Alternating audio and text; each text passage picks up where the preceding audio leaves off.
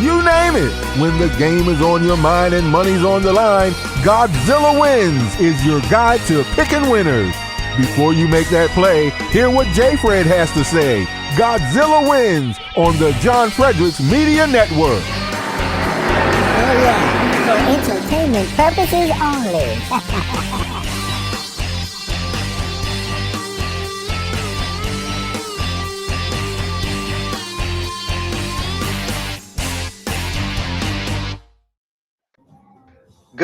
Good morning, everyone, and welcome to another episode of the Godzilla Wins Saturday Pick Show 3.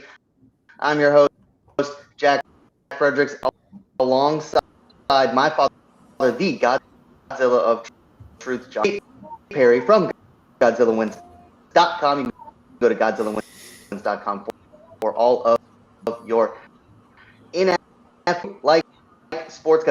GodzillaWins.com. That's for you. GodzillaWins.com. You can go there right now. Check out Dan Angel, who is locked in on college football. For the first hour of the show, we're going to be doing Eastern time to the NFL, and the NFL will be joined by James Tony. Do a Cowboys segment without our resident Cowboys homer, Sheriff Clark, although of the country and roots for them. So I don't really know what his deal is. If he's called 1-800-GAMBLER, 1-800-426-2537 in Colorado, Illinois, Indiana, Louisiana, Maryland, 800-327-5050. Visit Gambling Helpline-MA.org in Massachusetts. Call 872-467-3669. In New York, please gamble responsibly. Call 1-800-NEXT-STEP in Arizona, 1-877. Visit ccp.org in Connecticut. 1-800-BETS often. Its subsidiaries are for entertainment purposes only. If you have a gambling problem, please call the Fredericks, Nate Perry, Dan Angel, ready for some college football. How are we doing? We're doing pretty good, man. Your audio is a little jumpy, so you might need to log out and log back in. But I'm doing really well. Yeah, I'm doing okay. I'm not sure why I'm a little bit off color. I think it's on the kitchen walls here, but whatever. You're blending right in. Yeah. All right. Nate, I can fix.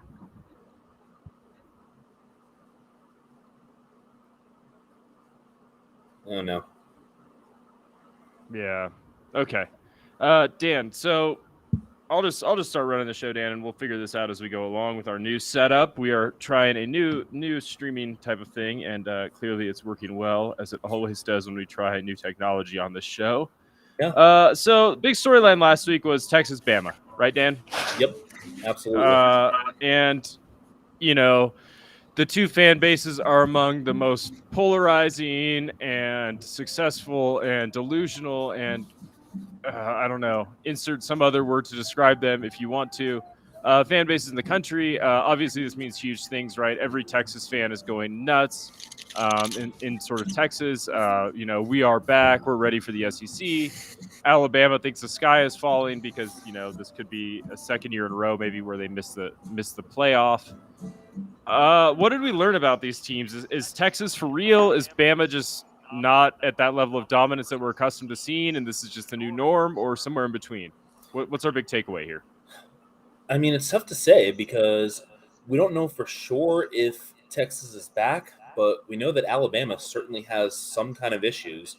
Last year, Bryce Young masked quite a few of those issues, but this year's Alabama team seems to just not be what we're used to seeing out of Tuscaloosa. And quite frankly, the SEC West might already be cooked unless Ole Miss happens to be the chosen one this year out of that division, because LSU's already taken a big loss to Florida State. Texas A&M loses to Miami. You have Alabama getting beat by Texas. And quite frankly, the rest of the division just does not look up to par, with the exception of possibly Ole Miss. And if Georgia stubs its toe against Tennessee, could we even be facing the possibility of a playoff without the SEC entirely? Right. Ooh.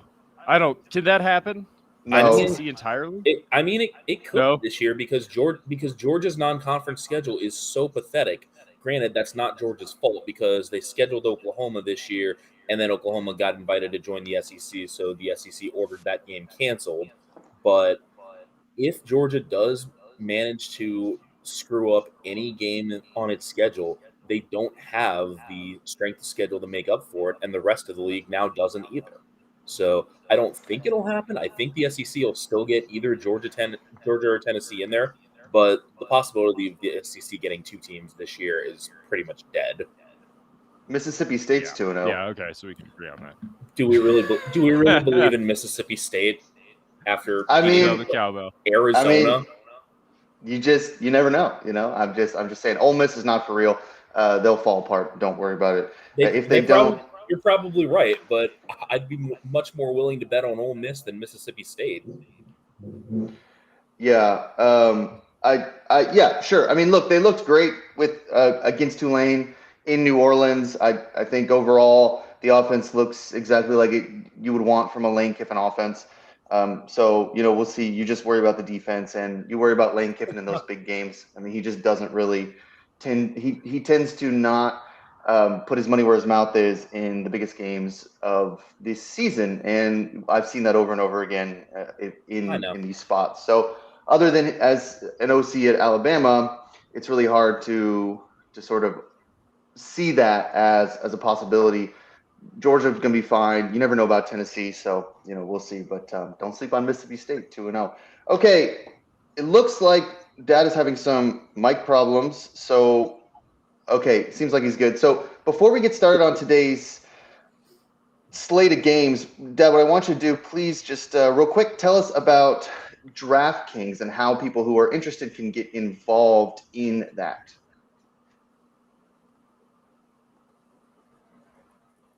Okay, still seems like he's having some mic issues there. So we'll talk about DraftKings here in a minute. Let's go on. No, I'm good. Okay. Look, if you're in the state where DraftKings is available, you got to check this out. All you've got to do, it's so easy. Right now, you just go to DraftKings.com, download their app to your phone or whatever device you have, download their app, download the DraftKings app, put in promo code Godzilla, and put in $5. Now, you can spend $5 on a cup of coffee like I did right here at the hotel in West Virginia. You put in $5, you're going to get $200 in free bets instantly, right away, right off the bat. So $5 is going to get you $200 right off the bat. So that's all you have to do. Go to download the DraftKings app, put in promo code Godzilla, put in $5, get $200 in instant free bets, and have some fun. And maybe listening to us, maybe you'll make some money, but it's all for fun. But $5 gets you $200. Now, if you have a gambling problem, all you have to do is call the Gambling Problem Helpline, 888-532-3500. DraftKings, way to go. All right, so we are going to get into our slate of college football games here. We have a lot to talk about with all of our panel. We're going to run through these games just to remind our listeners how this works. We do about 3-4 minutes for each game. We just run through the lines, get our picks, and move on. We try to give you more like breadth in this segment. So for both, we do all the NFL games. We'll do as many college games as we can. We'll run through them pretty quickly here, and we're going to start with a big one. I sort of, the way I tried to schedule this was noon games, afternoon games, night games. I don't really know why I did that. I was probably just looking at the schedule that way, but that's kind of how it's going to go. So the first couple of games we're going to talk about, you'll be able to watch at noon, and we'll go from there. So let's talk a little Florida State at Boston College. FSU number 3 in the country after beating LSU. They're 2-0. The spread here is minus 24.5, so big spread on Boston College. But this is in Alumni Stadium in Boston on ABC at noon. Dan, do you have a feel for this game? Were you able to watch a lot of Florida State in that LSU game? I was able to watch a little bit of Florida State. I have watched plenty of Boston College because of fading the Eagles the past 2 weeks. And this Boston College team is pathetic. I mean, I called Northern Illinois against BC in week 1. I should have played Holy Cross to beat BC. I'm quite honest. My numbers actually had that as an upset that BC won the game, and the fact that a Patriot League team had a chance to win the game at the end against an ACC school and BC needed a late fumble to survive is a major indictment of the Eagles. Holy Cross is a good FCS team. They're going to make the playoffs probably, but this is just ridiculous. And Florida State has looked very good for these first 2 weeks. They had a potential for a letdown spot after the LSU game. Didn't happen. They blasted Southern Mississippi. I don't think this game is going to be very close at all. And Nate, we've talked about this before on the show, like last year, a lot of times where when you get to week 3 or 4 and you get these huge spreads, you kind of know who the teams are, and the spreads don't look as large. Like Florida State can probably cover this 24.5. Do you agree, or do you want to take that the underdog? There's a part of me that kind of wants to take the underdog, and this is maybe like, weatherman picking. We're always doing this time of year, and it is hurricane season.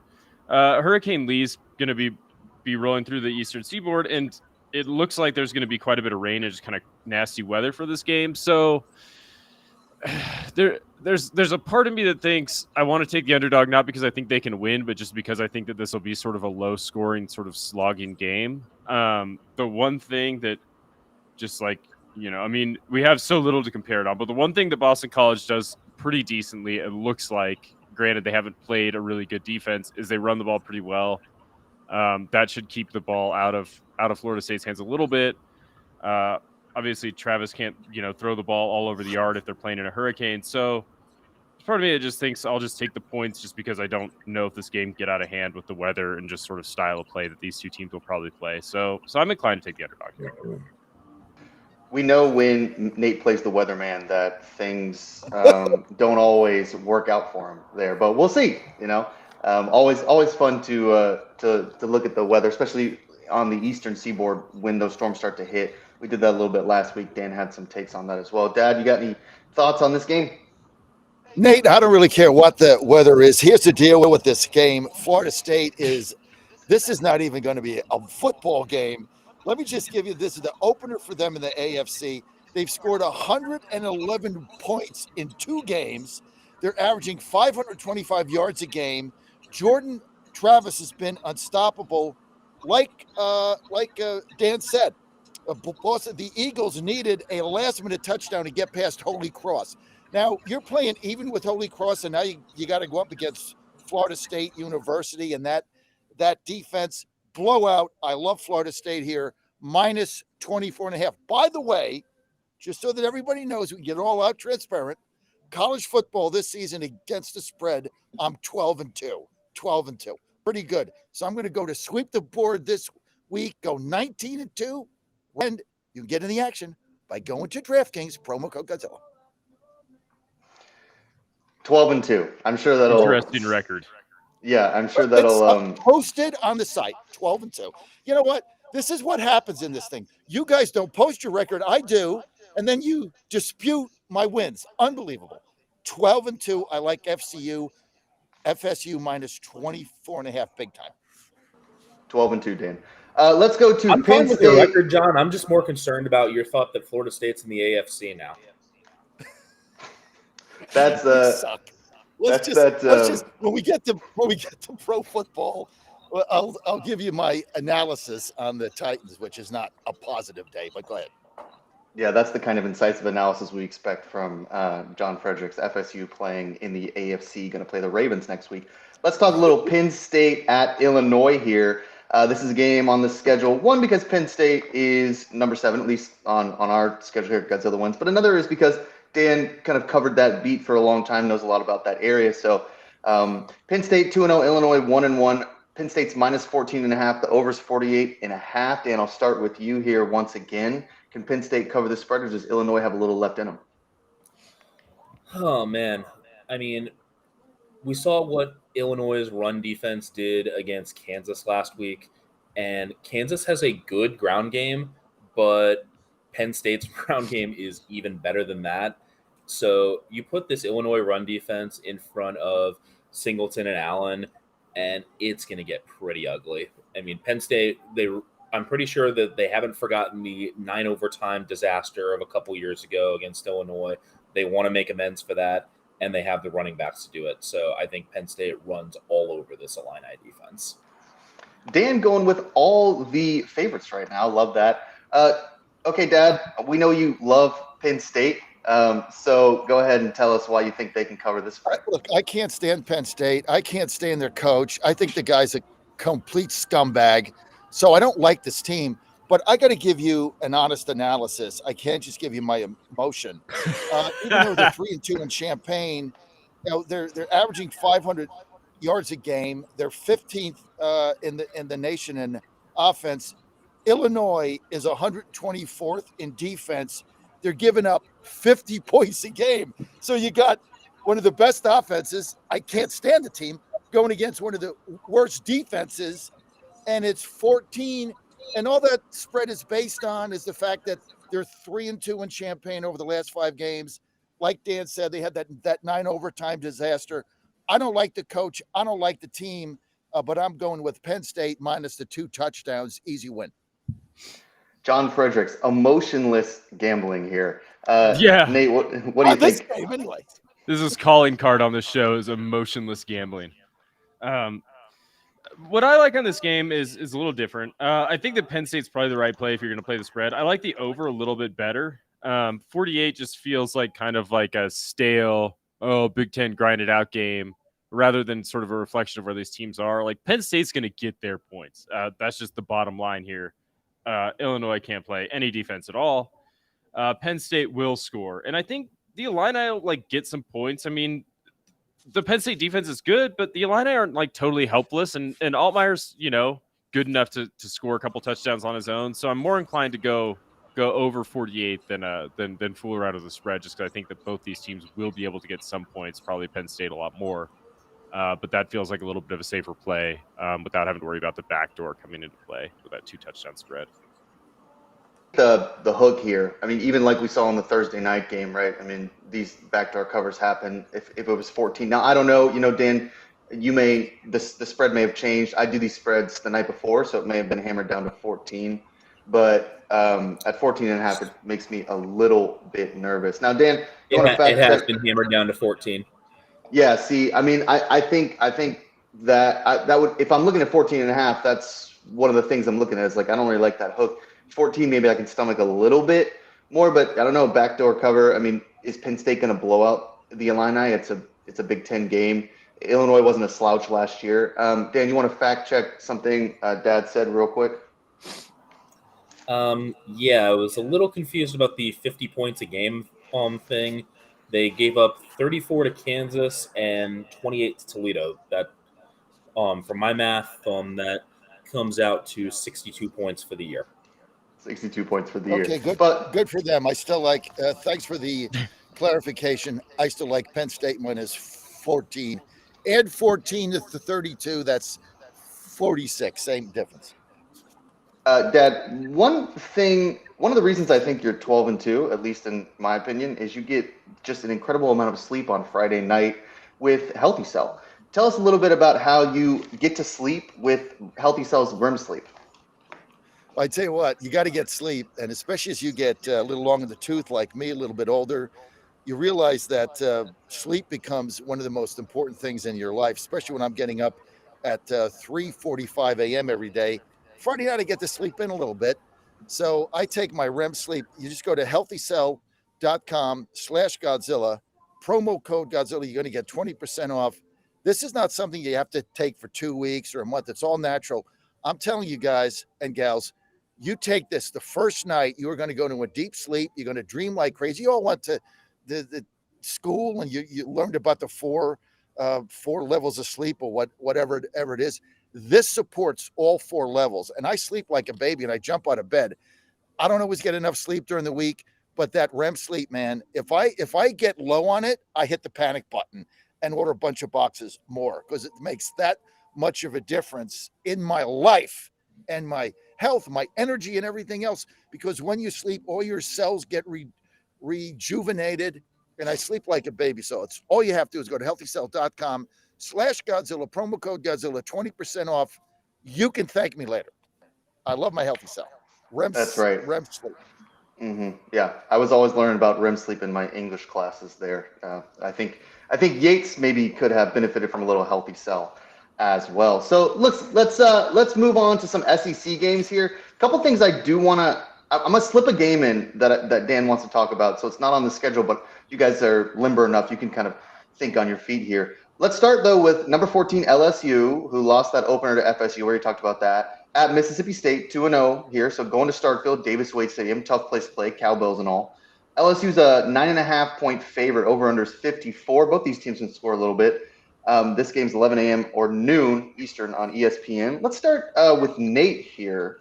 Just kind of mix it up. What do you think? You like LSU or you looking for that cover?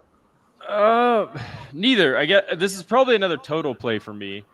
And it's a total play just because LSU, I mean, obviously it was that sort of like an eye-popping score against Grambling, but they looked terrible against Florida State. So, and they looked bad just defensively. LSU like isn't good. PFF hates the way they tackle. They have like really poor grading in tackles and in coverage. They give up a lot of big plays, something that I think Mississippi State will probably be able to take advantage of.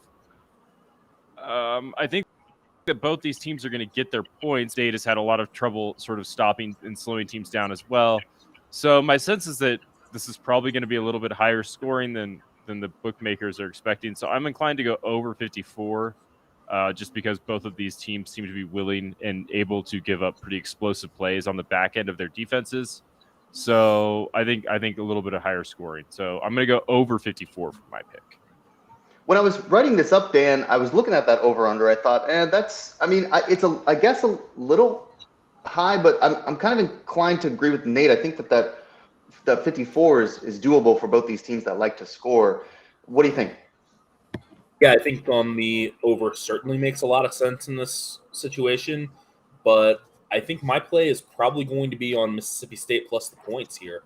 So Mississippi State for the past couple years has been air raid, barely ever runs the ball, and that's not Zach Arnett's style. He's very willing to run the ball, and they have a good running back in Jaquavius Marks. Now they're actually giving him touches. 2 games this year, he's gotten 19 carries against Southeast Louisiana, 24 carries against Arizona, and I don't think that LSU run defense can handle what he brings to the table. So I think that this is a situation where 9.5 points is too many, and I think Mississippi State covers. They might even win the game outright. Well, then, Dan, you're a trend guy, and I don't have the numbers in front of me, but I know from living in this state and following SEC football a lot that Mississippi State always gives LSU trouble. They just do. It's a huge game for them. They see it as a rivalry. There's no other major school in Louisiana, so this is a big rivalry for them. Mississippi State, Ole Miss, Arkansas, we all hate LSU because they beat us all the time, and they always seem a little bit – those wins seem more attainable than Alabama, which can be exhausting to even think about for some other teams in the SEC West. So there's some trends that I think would point to a Mississippi State cover or even a Mississippi State money line win here, plus 285. They've done it before, and it's in Starkville, which is a tough place to play. Dad, what do you think about this? Oh, I love Mississippi State here. Hey, baby, it's cowbell Saturday night. They're going to be ringing. Listen, Brian Kelly, shut up, you. I love the fact that he got his ass kicked a week ago. I can't stand this guy. All he does is talk in the media. He's just a big, fat blabbermouth. I'm sick of Brian Kelly. I'm sick of the Tigers. LSU, they got to go into Mississippi State here. Try winning in Starkville on a Saturday night. And I tell you what, Mississippi State knocked off Arizona last week. And I'm getting 9.5, and I'm at home against that overstuffed bag of wind, Brian Kelly. I can't wait for this game. I would watch it, but I'm going to be at the West Virginia Pitt game, backyard brawl.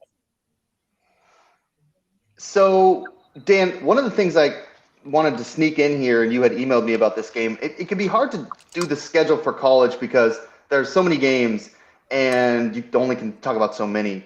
But I had And I missed throw in the Tennessee. occasional obscure game.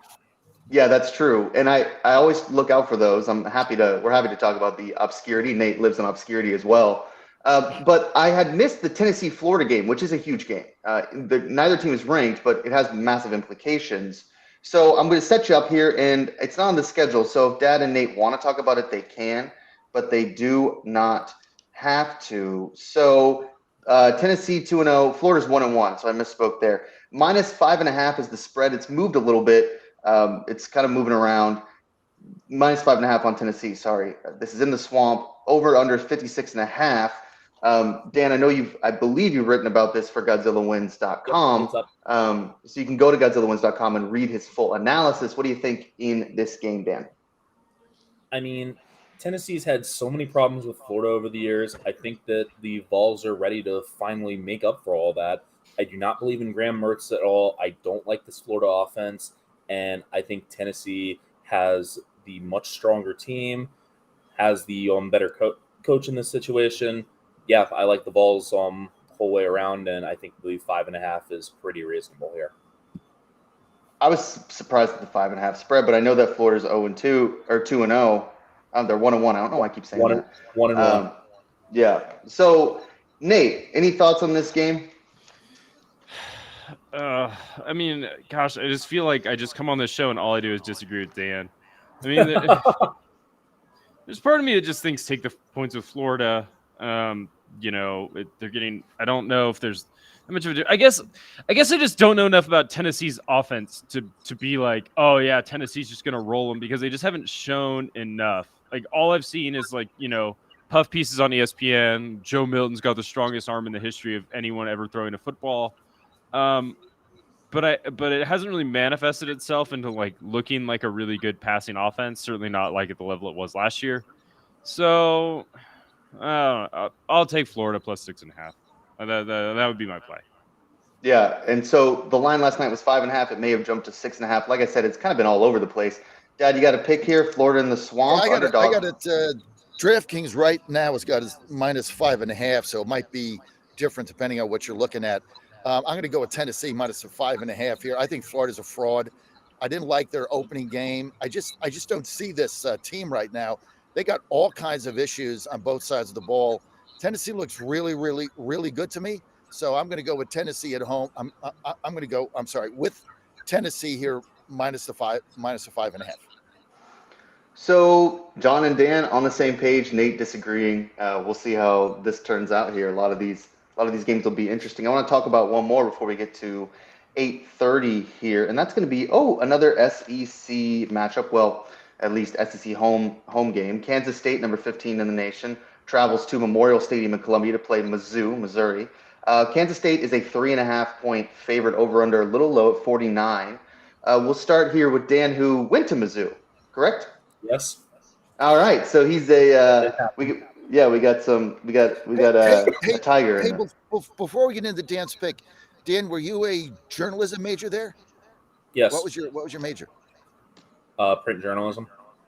It's got one of the best journalism programs in the country, and some of the best writers that I know in our business, because we own 3 newspapers, digital papers, and Jack and I ran a paper prior to that, and I was in the industry a long time.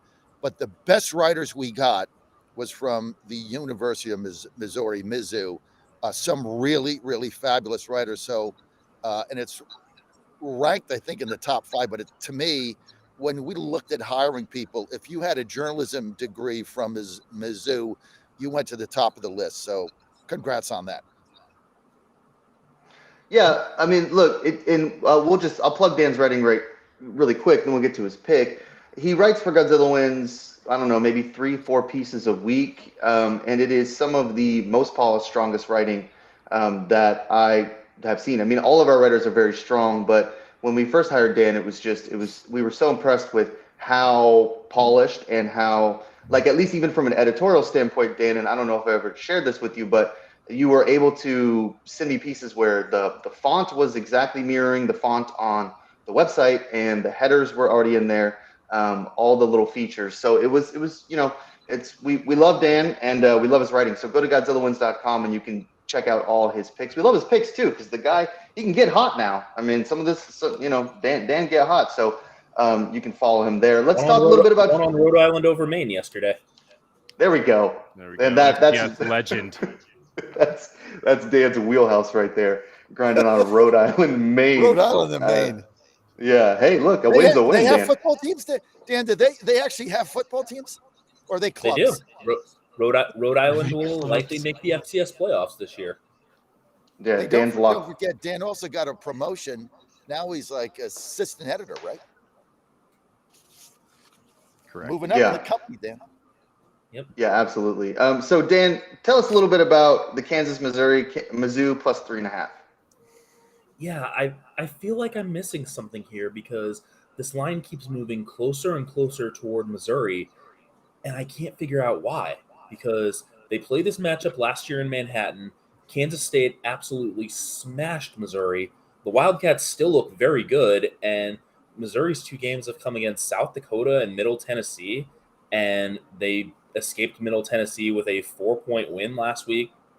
So it's like, I don't know what I'm missing here, but I think it's just Kansas State getting overlooked again, and that's something that has happened for decades. I mean, when I was in college, it kept happening to Kansas State even then, and I think this Wildcats team is just the stronger outfit overall, and yeah, I think giving only 3.5 points with this K-State team at Missouri is pretty much a gift. Nate? I'm a total guy this week. That's just what we're doing. I like the total again here. I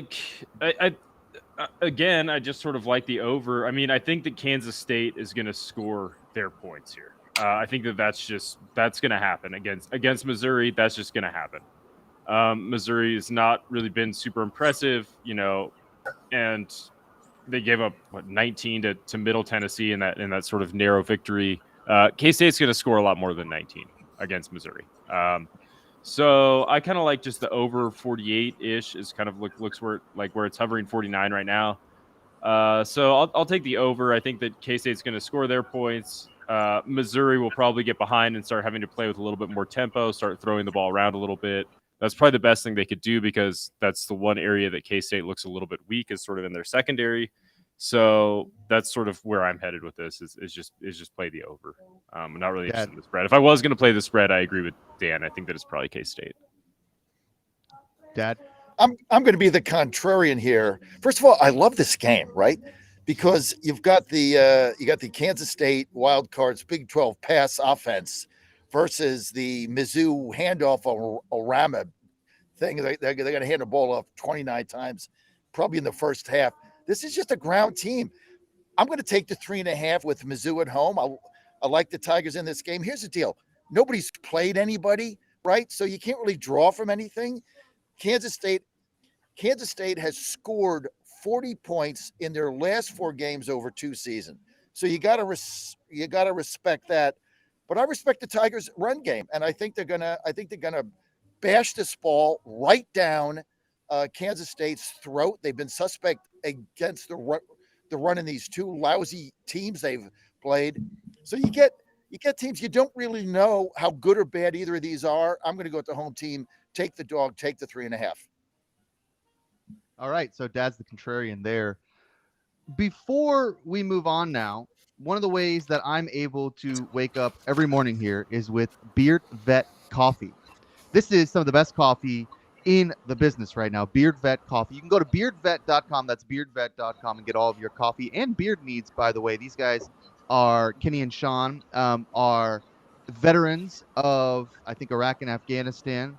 They couldn't get a good cup of coffee while they were in the military, so they came back and decided to make their own coffee. They have just some incredible product. You can get whole bean, you can get grind, you can get espresso as well. They got some good flavors, and you get all your beard tincture needs. And my favorite thing about Beard Vet, other than the swag, which if you don't have a Beard Vet shirt, can be a lot of fun as well. Go check those out. I think they sell them on the website. But one of the things I love about Beard Vet is the coffee gets here really quickly, and to me that's really important because I run out of coffee so easily. I mean, I pound a lot of coffee. It goes quick, and I don't want to always be running to the store to grab some other brand when I could be ordering Beard Vet coffee, which is superior coffee that is priced adequately, and that comes very quickly. Now, listen, you can get a promo. I think it's 10% off here. Go to beardvet.com, put in the promo code Godzilla. It's beardvet.com, promo code Godzilla, and you'll be able to take advantage of our promo code there as well. So, beardvet.com, best coffee you'll ever taste in the business. Hands down, Dad, hands down. Now, Dad, we were having some technical difficulties earlier. We're trying a new platform, so I think all of our audio and sound should be good now. I shouldn't be jumping around and things like that. We were going to open the show with you talking about Joseph, your youngest son, my brother, and his debut at West Virginia. I want to give you just a couple minutes to brag on his debut because we're all very proud of what he's been able to accomplish there playing on the baseball team. Well, thanks, son. Your younger brother yesterday made his collegiate debut. They had a scrimmage, a fall game against Penn State. And so, look, I mean, he's a freshman and, he's battling for a position on that team, but they recruited him to get key outs. I mean, that's why he's on this team. And so, look, you expect he's going to be a little bit nervous because, they're playing in their stadium. There was probably 5, 6, 7,000 people there. Penn State came in with a bunch of buses with their fans. It's not that far from here. So he's warming up. There's a tie game, and he comes in the 5th inning with a runner on third and 2 outs, and Penn State's left-handed senior cleanup hitter coming up. So that was his college debut. Hey, either you're going to get this guy out or not.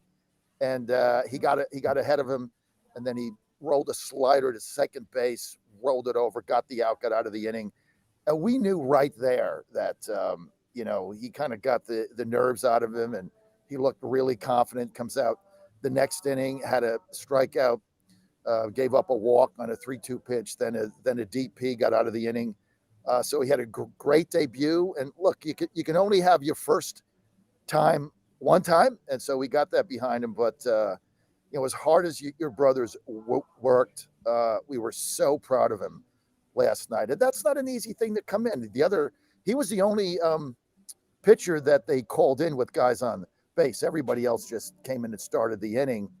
And but look, I'm not going to say as a father I was not proud of him. And to sit there and see Coach Mazey come out and tap his left hand and see Joe come in the bullpen with the go-ahead run on third base and 2 outs, that was exciting, and he was able to get him out. So that's going to be his role. If he can continue to do that, he's going to get plenty of innings, and it's going to be exciting. But nobody works harder than him, so he's definitely earned it. Yeah, he absolutely has, and we're all proud of him and very excited to see him do well at West Virginia there for the Backyard Brawl. That's where Dad is today. That's why you can hear some of the background noise. I see that fog out there in West Virginia. Okay, so we're going to go now to, all that fog. We're going to go now to San Diego State at Oregon State. We haven't spent any time out west, but we got to spend some time out west. We got 2 guys one guy in the Pacific Ocean, another guy on the West Coast there. So we want to talk a little bit about some of these games on the West Coast. And look, I love Oregon State. I loved them last year. I loved them this year. San Diego State is going to travel to Corvallis to play Oregon State, who's 2-0. SDSU is 2-1 here. Spread is -24.5. The only reason I put this on the schedule even was because I just think Oregon State is going to be a good team this year. But this is a huge game, a huge spreading way for them to cover. Over under 48.5. If you think that either team can score, that might be interesting. Let's start here with Dan. Got any thoughts on Oregon State? Yeah, I'm starting to think that DJ Uiagalelei might not have been the problem in Clemson, and the problem might have been Clemson itself, because it's either that or Jonathan Smith is just the quarterback whisperer, because Uiagalelei has looked very good so far in these first 2 games with the Beavers, and granted, they haven't been playing anybody, but Oregon State, as you said, really strong team last year. They were excellent at covering the spread, and Jonathan Smith is so underrated as a coach, and the Beavers have that chip on their shoulder as a team that's probably going to get left out of the Power 5 undeservedly. So, yeah, I think Oregon State just continues to roll and covers the spread. Blowout. Nate. This is going to be a blowout. Well, let's go to Dad. This has got to be one of the easiest games on the card. Oregon State, right, -24.5. San Diego State, let's see who they beat. Ohio. Ooh, that'll Mufasa, right? Then they beat Idaho State. Then they beat UCLA. They're giving up 428 yards a game. The Beavers, once again, they got the best run defense, maybe in college football, just like they did last season. So you're not going to run on them, which means you're going to have to throw the ball, which means we're going to get interception. Orama, that's going to run up the score. San Diego State is going to get blown out here. I like the Beavers minus 24.5. Nate, you buying Yeah. the Beaver fever? I got Beaver Beaver fever. I mean, we should have known that it was the end times for the Pac-12 once Oregon State became like a real factor in the conference. That's like the college book of revelations. Like once Oregon State becomes a factor, like your conference is just going down the toilet, man. You guys are all just disintegrating.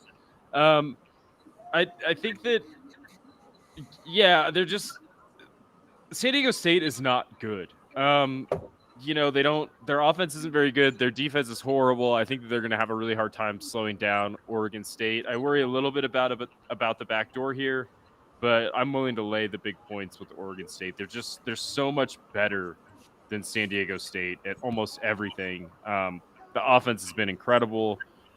They're going to get their yards running it. I think that San Diego State's going to have a hard time staying on the field offensively, which is kind of like what happens when you're like quarterback is like a former defensive back. I'm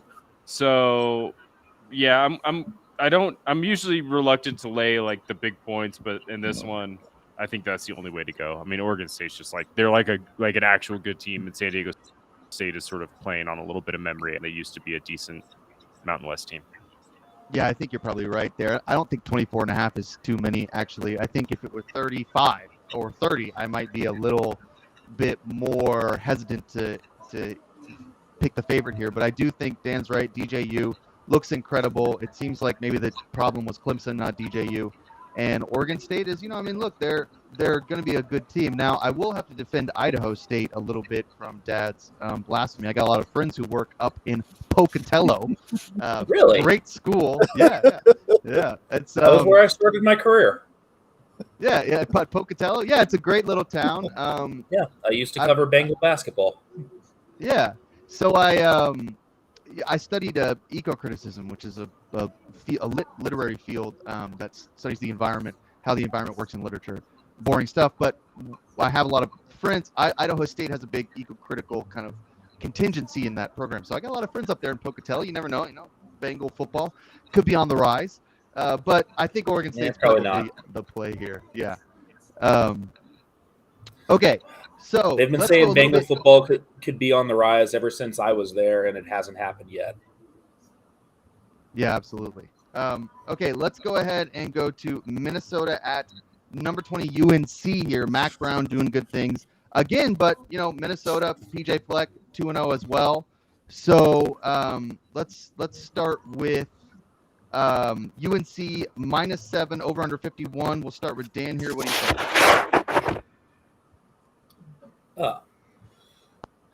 I mean, I'm just not sold on Minnesota. Like what we've seen from the Gophers, they were very fortunate to beat what we've discovered is a Nebraska team with a horrendous offense, and I'm just not sold on a team that struggles past that Nebraska team. Has some problems with Eastern Michigan, who's a below average MAC team at best. North Carolina, I don't trust all that much either.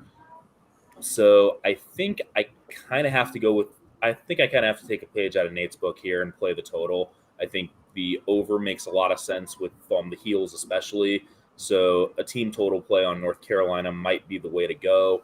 Doing a little bit of that math, I think the team number is going to be around 29. So I think that's where I'll play at North Carolina team total over. Nate? I'll take North Carolina here. I'm a Drake May believer. I don't know if Minnesota is going to be able to have enough to slow them down. They have a pretty good pass defense. At least it's looked okay so far, but they haven't played anyone quite like North Carolina. I think that this has got to. For me, it's just. I mean, at 7.5, I was pausing at just flat 7 with North Carolina -7. I'll take North Carolina. Dad, you believer in the Tar Heels? No, this is the toughest game on the card. I mean, I love Coach Mack, but they just don't cover a lot. I mean, this is a tough game, and even with the 7, I mean, I'm going to go with North Carolina -7 because I have to make a pick here, but I'm not excited about it. I'm just going to go with Drake May. Figure he's going to put a couple touchdowns, 3 touchdowns up. But this is to me the -7 NC is the toughest game on the card.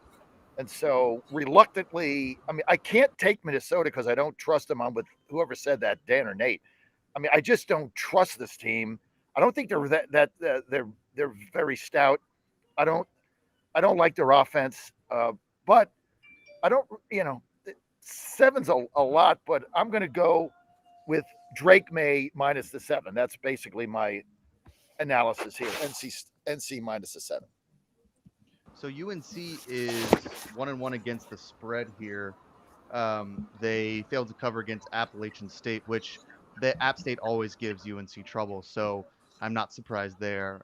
But we'll see. Look, I mean, 7 is a lot. I'm just not sure. I was really high on Minnesota last year, but I think Drake May and UNC, I think that is a real team, and I think they probably win this game in a blowout. So we shall see. All right, we got 2 games left. We got 15 minutes, but I really want to spend some time talking about Colorado State, Colorado. That's our big game of the week, at least according to ESPN. That's the game they chose for game day. So let's start with Washington at Michigan State. Now, Michigan State, lots of turmoil with the coaching situation up there. Washington, number 8 team in the country.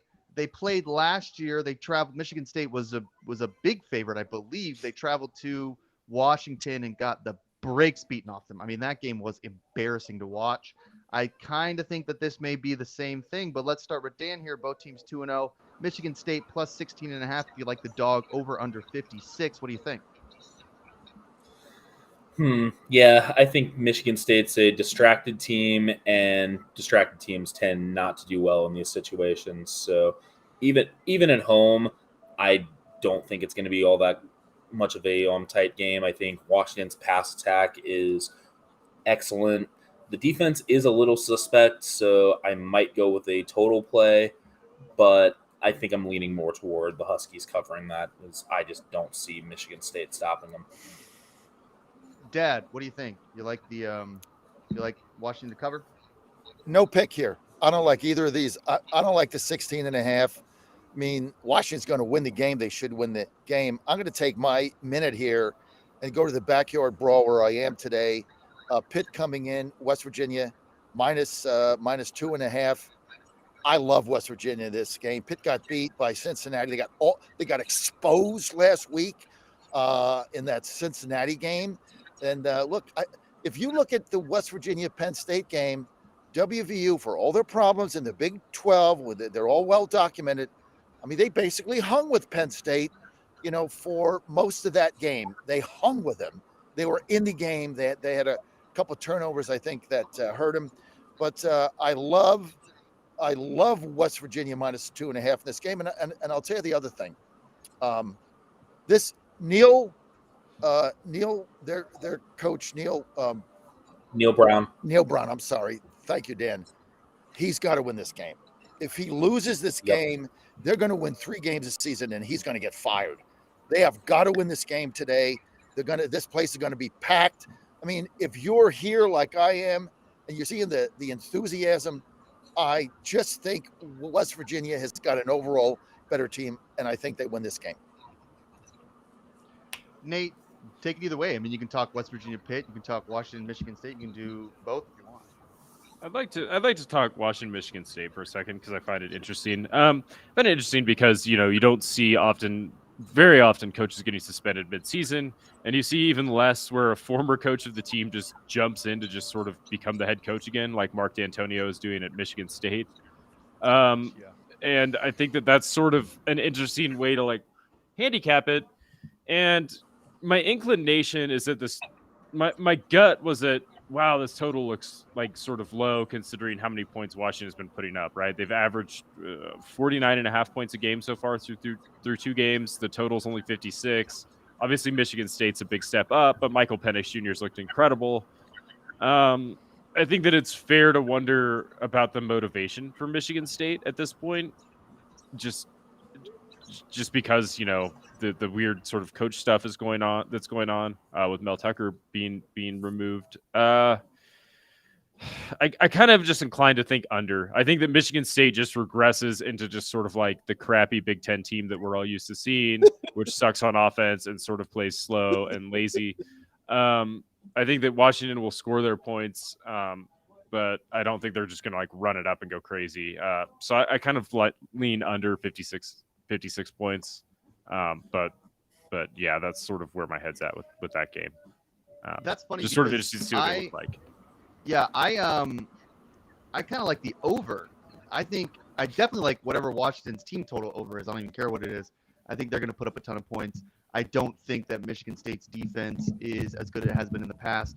The only thing that I think maybe when you're talking about motivation that you could be thinking is, okay, well, sometimes a coach like this comes in, someone everybody respects. A lot of these guys know him in some sort of role. Maybe he gets them fired up and they play close for the first half or even the whole game.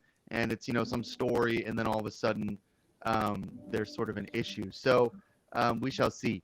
Now, Dad, let's talk a little bit about Rosie's Gaming Emporium. I think the Derby is over there, but tell us people in Virginia how they can get involved.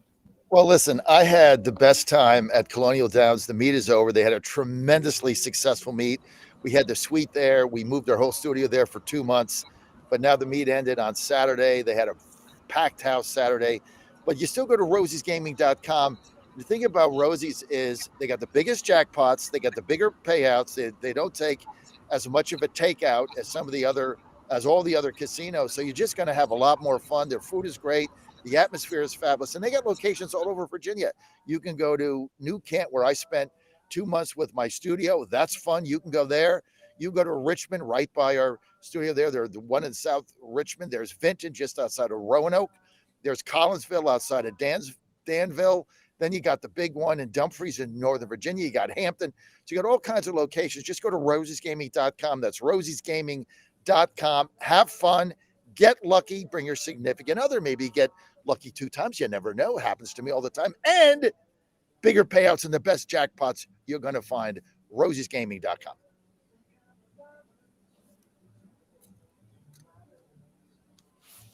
All right. Are we back? I should be back. Yeah. Okay, good. So if you're in Virginia, check out Rosie's and have a little fun. Okay, let's talk Colorado State at Colorado here. 9 p.m. Woohoo! 9 p.m. On ESPN. Colorado was some naysayers in that Nebraska game, but look, Nebraska, they have like 3, 4, 5 turnovers, something like that, kind of ridiculous. So hard to know exactly what Colorado is. A lot of trash talking in this game. CSU has, I think, what is it, Jay Norvell up there. I've been talking a lot of trash, firing up Dion. Not sure why that is something that's a good strategy, but maybe it is. Colorado State plus 24, so big old spread here, over under 62.5. Both of these teams can score, especially Colorado. At Folsom Field in Boulder, so big game for the Buffs. Dan, what do you think?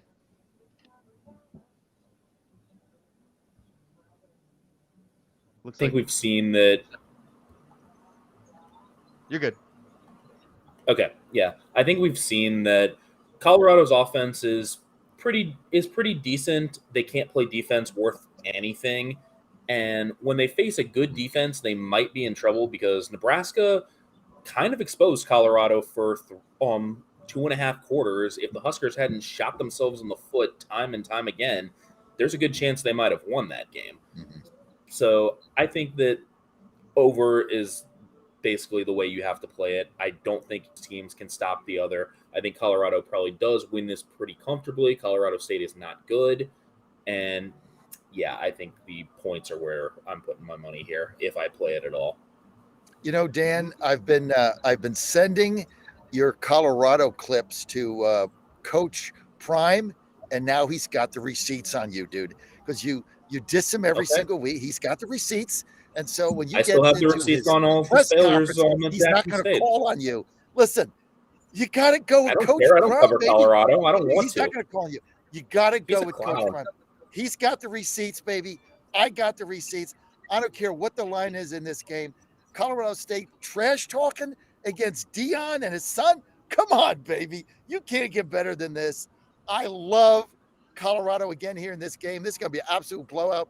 And Dion, man, he's going to be putting points up on the board. I mean, his son has been unstoppable, that air game they got. So what are they going to score today? 50? I'm going to lay the 24, go with Coach Prime, baby, all the way. He's got the receipts. Nate, does Coach Prime have the receipts? I guess. I don't know. You guys just don't get you got to get fired up about Coach Prime and what he's done. I mean, he's got his whole family there. He's got his son. He's got that other guy that's going to be a Heisman guy playing 120 snaps on both sides of the ball. Yeah. They are the most fun team to watch. And he just gave those sunglasses. You know those big sunglasses he's got? He just gave those to Jared. I mean, you got to love Coach Prime and what he's done in Colorado. And I hope we have a minute at the end to talk about the total BS lawsuit against Coach Kiffin. Absolutely BS. But yeah, we don't have time to talk about that. Go ahead, BS. Nate, and give us your Colorado State pick. Yeah, so my Colorado State pick is that both these defenses are trash. And Colorado's a little bit of a smoke and mirrors team. In that, like, they're gonna play someone good at some point, and Oregon. they're gonna look bad. Like they're gonna look bad enough defensively to where they can't overcome it with sort of like flashy high scoring play or like quick scoring plays.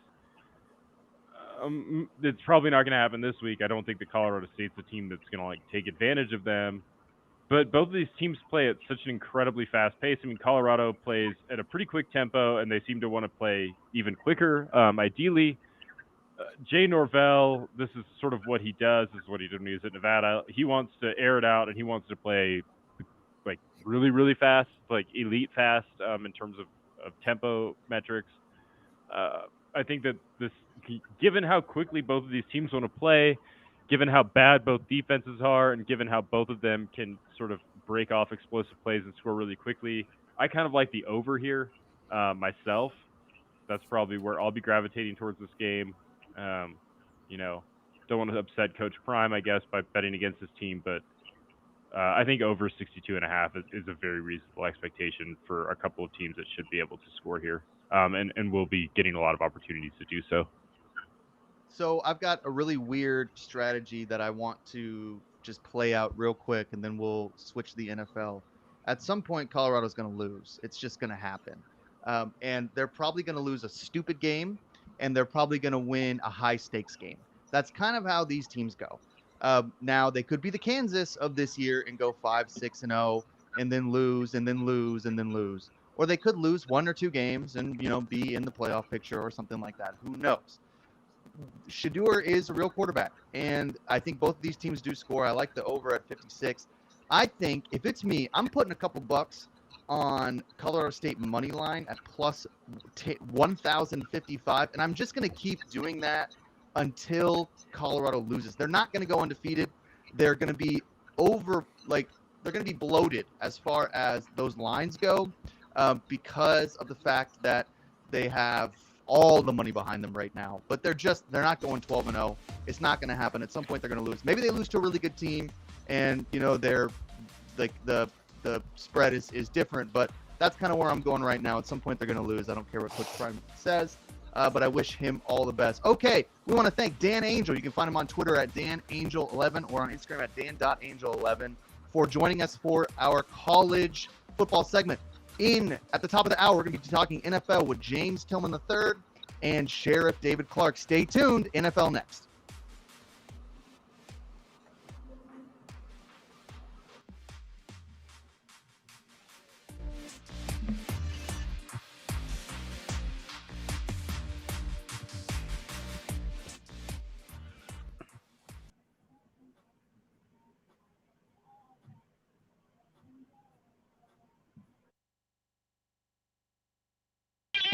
You're listening to Godzilla Wins on the John Fredericks Media Network. For a deeper dive without the jive, visit the website of winners, GodzillaWins.com. Let's get back to the show with the guys in the know, John, Jack, and Nate. It's Godzilla Wins on the John Fredericks Media Network.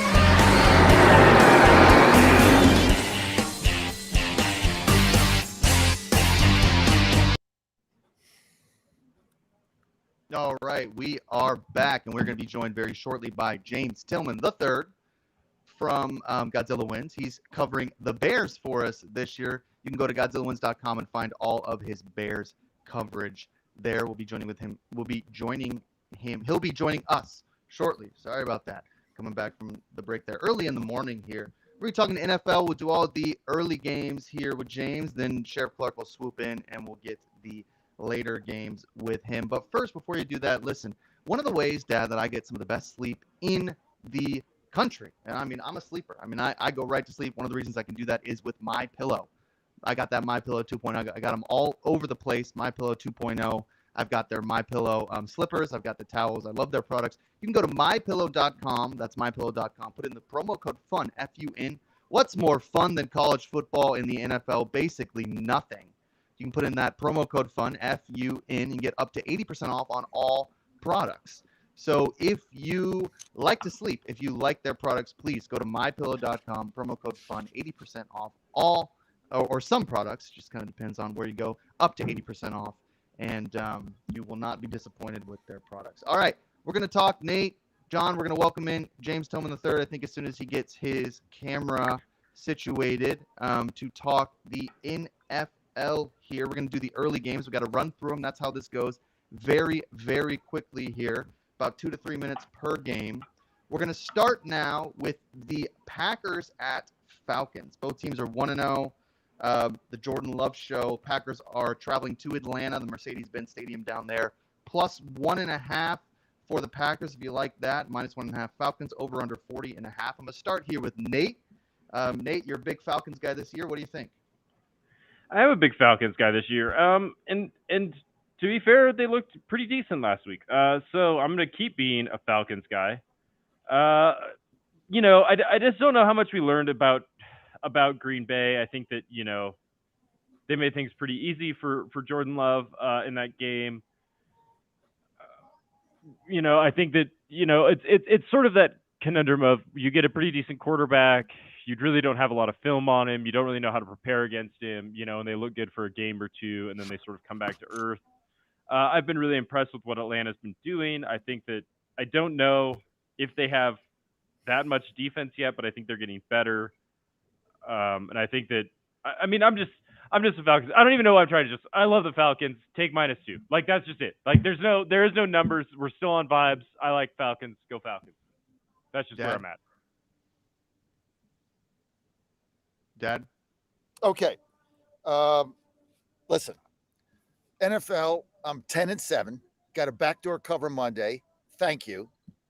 Appreciate it. Sometimes you got to win games that way. I certainly lose a lot that way, but I'm going in here 10-7. Somebody's got to stop the Packers. I don't see it here. They dismantled Chicago last week. This team is for real. I never saw that coming. Jordan Love is legit. The Packers defense was better than I thought. Now, look, I got a lot of respect for Atlanta. I like their head coach. Obviously, he was our offensive coordinator at Tennessee. But somebody's got to stop this Packers team. They made me a believer last week because they crushed the Bears in Chicago. I mean, it was unbelievable. Bears couldn't get crap on the ground. They exposed the quarterback again. Bears are in big trouble, but I tell you what, I love the Packers in this game. I'm going to take 1.5. Packers back. Back the pack. All right, James Tillman, can we hear you even if we can't see you? That's a big question here. Can you okay? Oh, yeah, we can hear you. Welcome in, James. Okay, yeah. Thank you. I totally agree with what John was just saying. That game was I'm not surprised that they lost because I don't know what it is with the Bears when it comes to Green Bay, but they just haven't been playing well, and that dates back like a couple decades now. So, but as far as this week, I thought you were going to say a couple seasons, like a couple decades. That's like 25 years. Well, next thing you're going to say is a quarter you century. look at the record. You look at the record Rodgers Oh, and God. both Brett Favre had against the Bears, and they both won 70% of their games against the Bears. And as a Chicagoan, I'm not happy about that, but fact is fact. So I can't debate facts. But for the second week in a row, I picked the pack to cover against the Bears last week. They were a point, I believe, last week, and they opened at point and a half. So and it's recently changed to 2. So I'm gonna go with the pack to cover again, second straight week. All right. So John and James on the Packers. I am the lone Falcons dissenter and apologist as per usual on this show, particularly while Jack tries to reconnect. So I'm going to take over hosting for a second, and we are going to Raiders at Bills. So spread for those of you listening at home here is Bills are -8.5. Total is over under 47. Obviously, Buffalo looked like a train wreck last week. Josh Allen did that thing that he does every once in a while where he just looks like he's never set foot on a football field before, or like they suddenly changed the dimensions of the ball on him. And he can't hold on to it, and he can't complete passes to anyone other than the other team. The Raiders looked about like the Raiders that we thought the Raiders would look last week. John, I'll give you the first crack at this. Who do we like for Raiders Bills? Do the Bills bounce back, or do the Raiders suddenly show us something? Do you really think Buffalo is going to go 0-2? I don't like the 8.5 here. I mean, I really don't like this spread. So I'm not going to pick this game, but I think the Bills are going to win. But at 8.5, I mean, the Raiders, the Bills they got issues. I can't see them opening the season 0-2 and getting beat at home. So I like the Bills. I'm concerned about the 8.5. Normally, when I do these, I don't mind laying the wood. I really don't. I mean, everybody knows that. But something about this game that's trappy to me. It just seems trappy. So I'm going to go with the Bills minus the 8.5. But it's not up there as one of my best bets of the week. Not like the Packers are.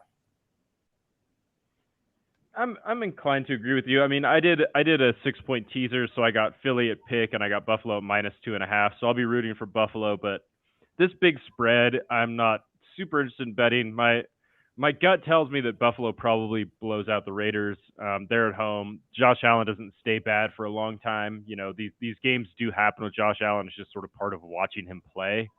Right. But it doesn't usually stay like that. So I like Buffalo here to roll. I'm not really sold on the Raiders after 1-point victory. So that's Right. sort of where my head is at is Bills as well. James, what do you think here? Not a fan of large spreads either, no matter what sport we're talking about. I write about that stuff as far as the WNBA goes as well. I also like Buffalo to bounce back. But what I came across is that I see that Las Vegas is actually 10-4 against the spread in their last 14 versus Buffalo. So I think there's a chance that they could cover the 8.5. So, but overall, I'm picking Buffalo and the Raiders. I'm gonna go out on limb and say they cover that 8.5. Ooh, okay. Jack, welcome back. Yeah, so I just want to address this. I know I've been having audio issues the whole day. I think most of them are all of them are on my end, but we are, for our listeners, we live stream this show on Twitter, Facebook, Getter Live, and YouTube. So you can go to any of those platforms and find us. I think we're also live streaming on Dad's Twitter as well. But we tried a new platform, and my equipment just isn't gelling as well with the platform. So if you're hearing some feedback or some issues, then it's my fault. I think I may have fixed the problem, but I thought I fixed the problem 30 minutes ago and 15 minutes ago and 25 minutes ago and 45 minutes ago. So I remain optimistic that at some point the audio will be fixed, but I'll just keep trying and we'll see. That is kind of what's going on. Let's talk a little then about our next game on the schedule here. Seahawks at Lions, kind of an interesting game, I would imagine. I'm sorry. We skipped Ravens Bengals. Let's start Ravens Bengals. So Ravens 1-0, Bengals 0-1. The spread here, Bengals -3, over under 46.5. Bengals are lost that game to the Browns, but the Browns always have the Bengals number. So it's hard to know exactly if that's the real Bengals team or not. We'll know this week. Ravens injury report starting to pile up. I saw on Twitter, someone said, the NFL's back when the Ravens injury report looks like a CVS receipt. So that's kind of when the NFL is back, whenever the Ravens just start going down. Dad, we'll start with you here. What do you think? The host. Let's see. Okay, now I'm good. You got to go with the Ravens here because the Bengals got crushed last week. And I mean, Baltimore's got a solid team. These are always tough games. I'm going to take the 3. I think the Ravens win this game and the Bengals start 0-2. I mean, when you get, it's like I said about the Bears, when you get dismantled in week 1, you got to go back and figure out what the hell's going on there. And they got dismantled by Deshaun Watson of all people. Joey Burrow took his $550 million or whatever he got, $275 million, and he didn't have a very good game. Ravens are tough. They win on the road. 3. I'm going to take the Ravens here +3. Ravens +3. Nate, what do you think? I like the Ravens +3 too. God, I hate agreeing with John, but that's just where I'm at with it too. Well, you agree with me, you win. Yeah, right. The thing is like Joe Burrow doesn't stay bad like this for a long time, right? But remember last season when the sky was sort of falling on the Bengals too, and they started off sort of slow and their offense looked bad. This is sort of what it feels like again. For whatever reason, the Bengals just don't get out of the gate very hot to start these seasons lately. It seems like it takes Joe Burrow a little while to get comfortable. I'm more inclined to take the Ravens +3 too. They look pretty good against a Houston team that I'm pretty high on. The Bengals looked very bad against a Browns team that I'm also kind of high on. So I'm willing to just sort of roll the dice with the Ravens. I mean, like, injury reports are there. J.K. Dobbins gets hurt, whatever. I mean, at this point, watching the NFL, we know like what running backs are worth in the NFL, which is like not very much. So that injury doesn't concern me very much, aside from like fantasy considerations. So I'll roll with the Ravens and the key number 3. Yeah, look, Dobbins was hurt all year last year, and the Ravens Right. still covered a lot of spreads and won a lot of games. So he's not their key piece. It's Lamar Jackson, who, when Lamar Jackson got hurt, was where the issue was. James, what do you think? I'm going to piggyback off everyone. I also have the Ravens +3. They are 4-1 against the spread in their last 5, and 4-2 against the spread in their last 6 September games. So I'm going to go with them to cover the spread here.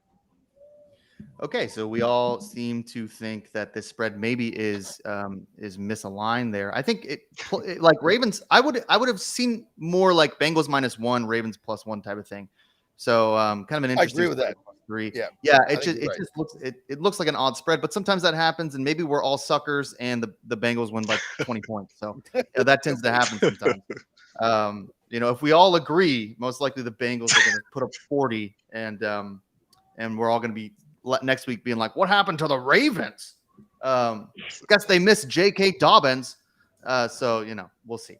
Okay, Seahawks at Lions. Big game here for the Godzilla Wins fandom because we love the Lions. Everybody does. And last year we loved the Seahawks, but maybe we don't love the Seahawks so much anymore. They got housed by the Rams last week. So maybe the Seahawks are done. Maybe the Lions aren't. Dad, I'm going to start with you because you love Detroit. You were all over them on Thursday night.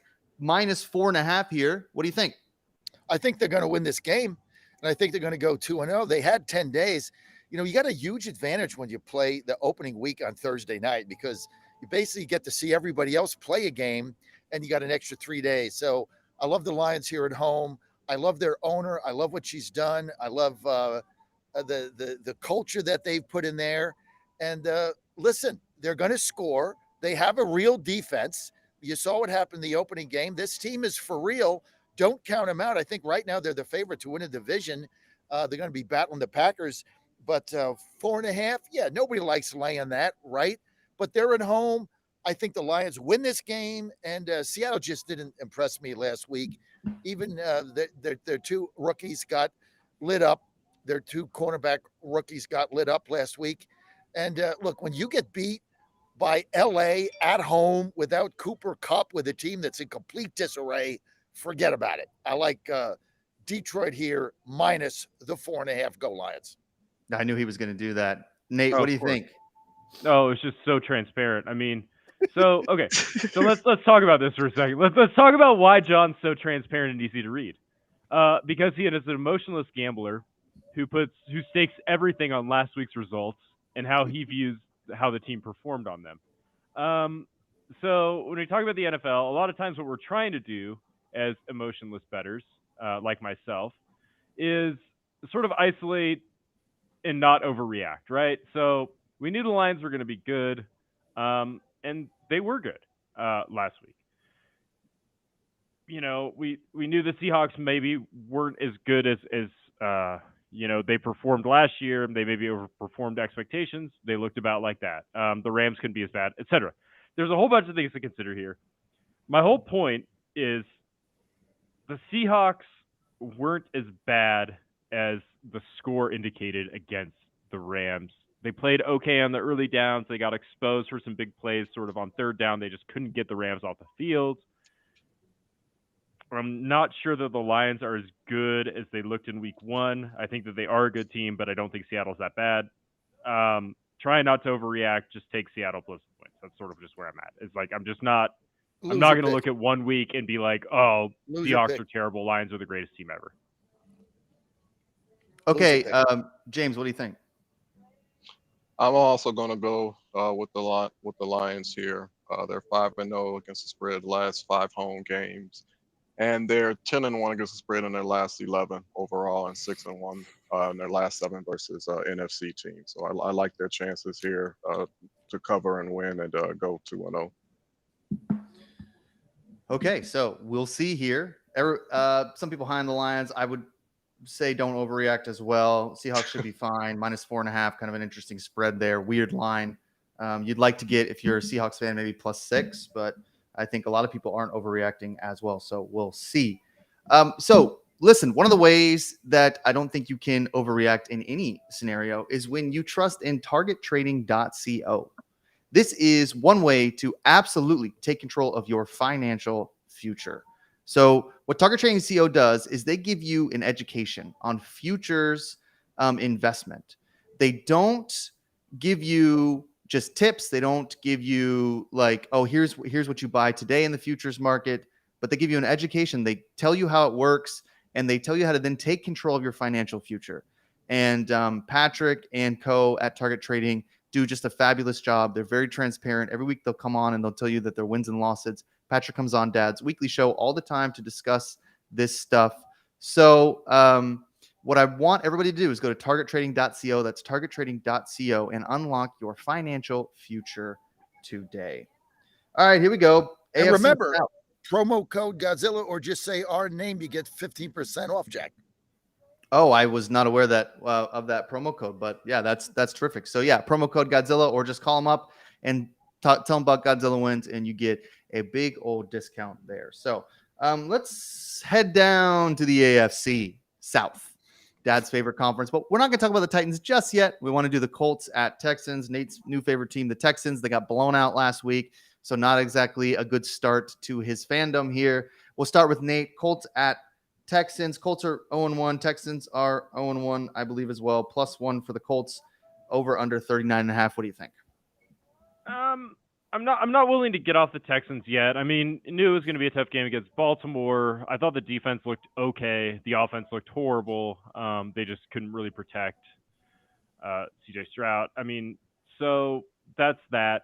I still am sort of optimistic. I guess where I'm at with this is the total looks just I just don't see either of these teams scoring very much. Indy had a defensive touchdown that sort of bolstered theirs. The offense only scored 14, but 21 makes it look like they maybe are more competent than they are. I'm not sold on Anthony Richardson. I'm particularly not sold on Anthony Richardson going on the road against a Texans defense that I still am sort of clinging to the idea is pretty solid.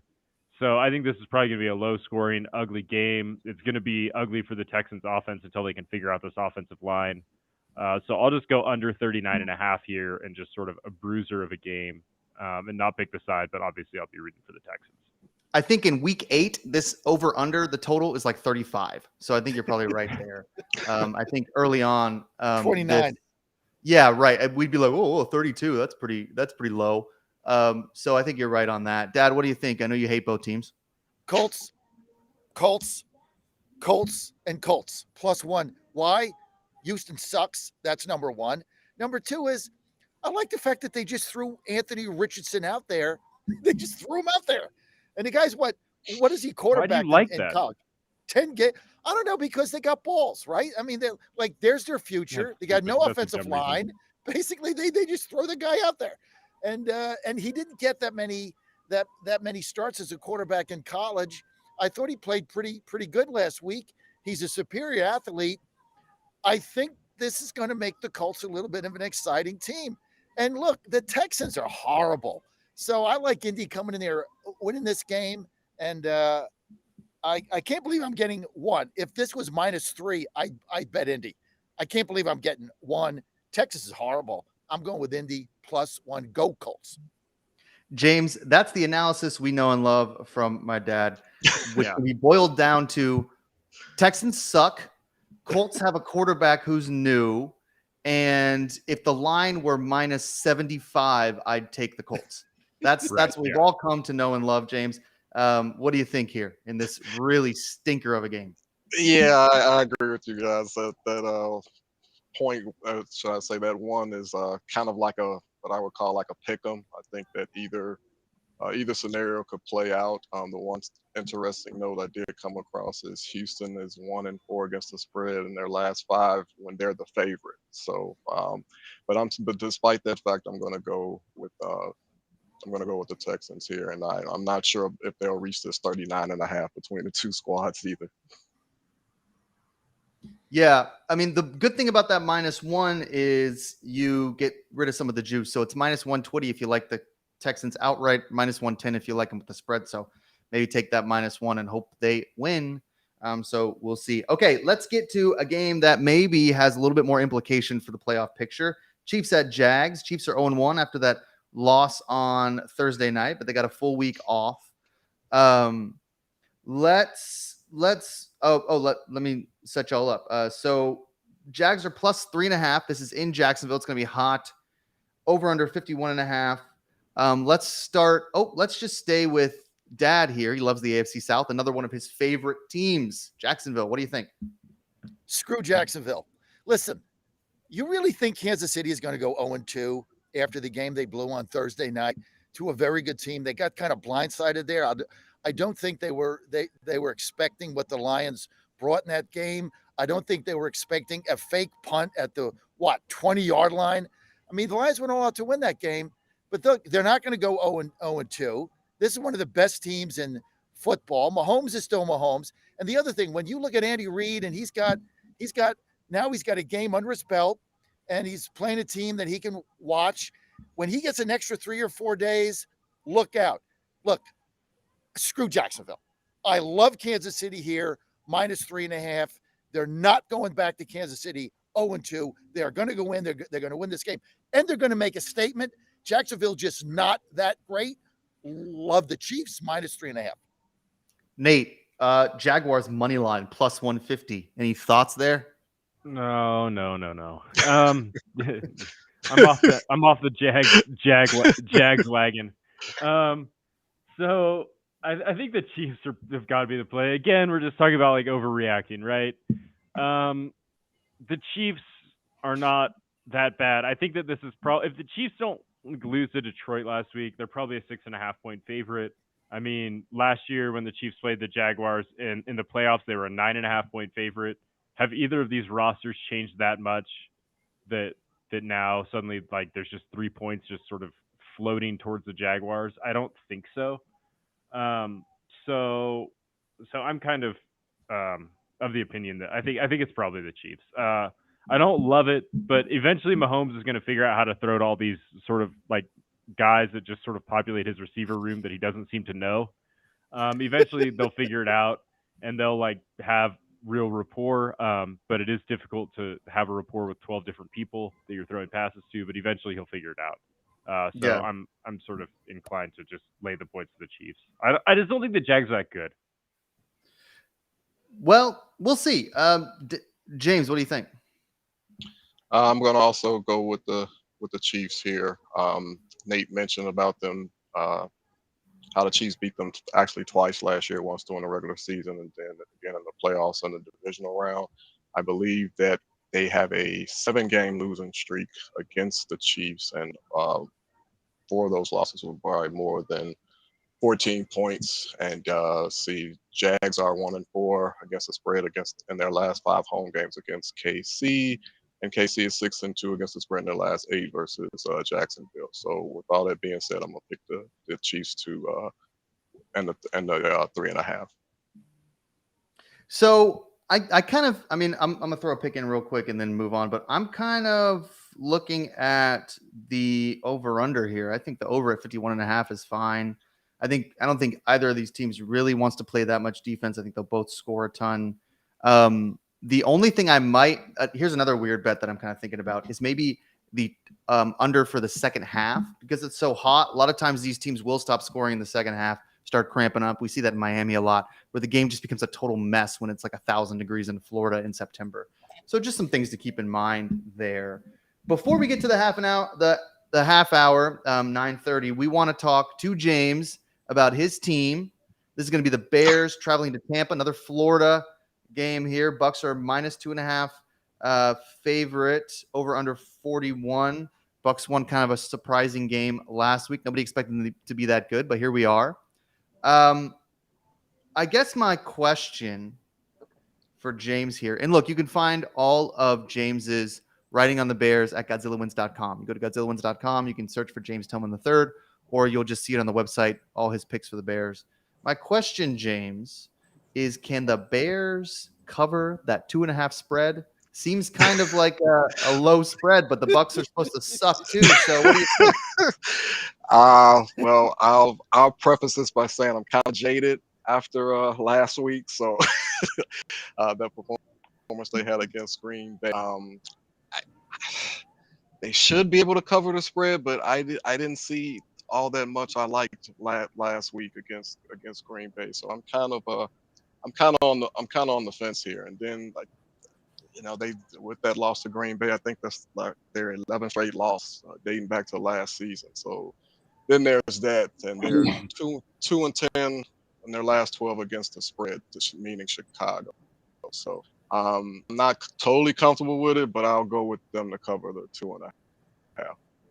Nate, is Tampa the new Seattle? No. I mean, they beat the Vikings, who are sort of a perennial paper tiger. We talked about it a lot last season, how they just, their record didn't really reflect what level they were at in terms of like actually playing. So no, I mean, I don't think the Vikings win is like that awesome. They're showing it. I think that, it's a nice little boost for Tampa, but they ran the ball really effectively against a Vikings team that has trouble against the run. That's just bottom line. And I don't think that the Bears are. I mean, Justin Fields just looked like Justin Fields, right? He looked like one of the worst quarterbacks in the league. He had a terrible game last week, and the only reason it didn't look worse is because like Kenny Pickett also plays in the NFL. So like, Oh, that's mean, dude. That's mean. So from my perspective, like this just looks like a pass. Like I just don't understand either team enough. Like Fields, I thought would make a jump. He looked like the indecisive, like bad quarterback that he's looked like for most of his career. We've seen Baker sort of step up and have a decent game where he's like rah, yelling at people, and then he doesn't do that again. So it's not sustainable for him. At least it hasn't been. So this is just a pass for me. Like I know. No pick Nate. I'm trying to get better about picking every game, but this game I just don't want it. I mean, I don't even know who you picked here in this game, but your Kenny Pickett line is the funniest so far this show. Listen, I can't get off the Bears after that shellacking they got at Green Bay. I mean, what an embarrassment! The whole team got disassembled by Green Bay. Now they go to Tampa. Listen, are you going to get beat by Baker Mayfield? I mean, give me a freaking break. Either you're going to be for real or you're not. Either Justin Fields is going to be an NFL quarterback where he ends up like Malik Willis. Okay, you got to go out and win this game at Tampa. I'm going to take the Bears in 2.5. I'm going to give it one more shot. I can't believe how bad they played last week, James. I mean, that you watched that game, it was like embarrassing. They just got a nut, and they got pushed all over the line of scrimmage. Everything about the game was horrible for Chicago. But look, they got to go to Tampa. Tampa's not that good either. Indeed. And you got to just get after Baker Mayfield. There's one game where he's going to throw 5 interceptions, right? Maybe it's going to be Sunday. I'm going to go with the Bears. I'm going to take the 2.5. Hope they turn it around. As many of you guys know, my day job is a school teacher, and sometimes we'll be doing some sort of activity, and I'll just start to zone out. I mean, it doesn't happen that often, but it'd be like 2.5 minutes or a minute of me just like staring out the window, just being like, "Wow, I'm tired, and this is boring," because not everything in school is that exciting. And the kids will be like, "What are you doing?" And I mean, I'm just like, I have no idea where I am. I'm just staring out the window, looking at cars. That's exactly what I did the last 2.5 minutes while we talked about the Bears Bucks there. I don't know what anyone said about any of this. I think I almost fell asleep. So what I know is that the Bucks are 1-0 and the spread is -2.5. And I'm not going to watch this game, and neither should you. So, look, James, I'm sorry you're a Bears fan. It could be better for you. Maybe it will be. Don't overreact, I guess. But look, you can find James on Twitter at Tilljam3, and you can find all of his writing about the Bears at GodzillaWins.com. He does an excellent job for us, just an incredible writer. People love James's articles. They blow up all the time because his analysis is so incisive.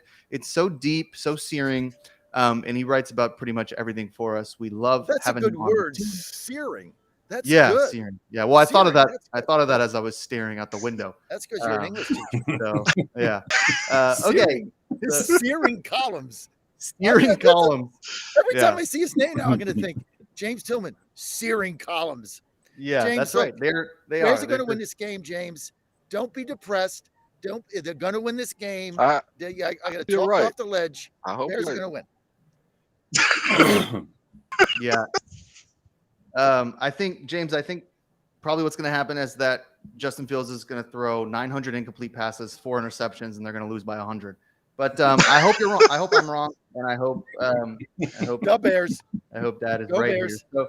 So we want to thank James for joining us for the early games and talking little Bears. Always fun to make fun of Chicago there. We want to bring in another Midwesterner for us here, Sheriff David Clark, who's going to talk about the late games with us here. So we want to welcome Sheriff Clark. Late games.